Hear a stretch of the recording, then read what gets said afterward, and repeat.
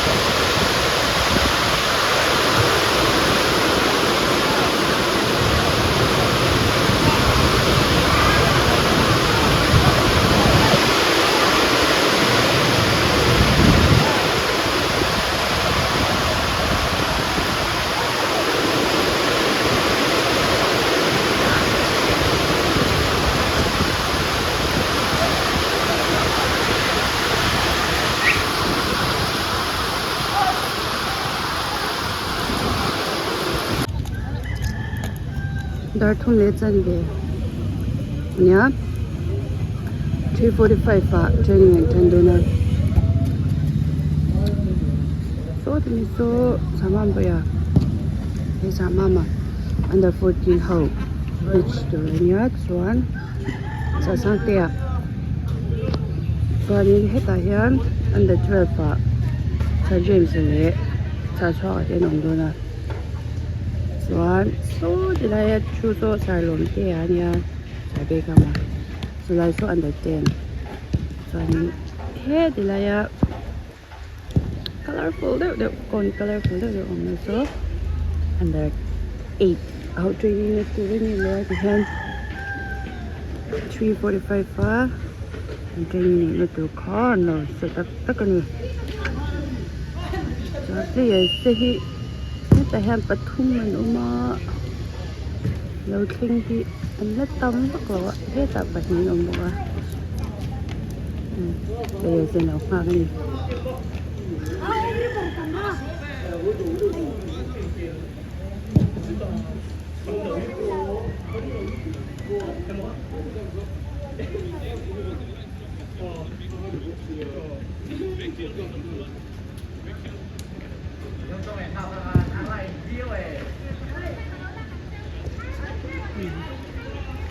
The 12 chunk of me set up more of me.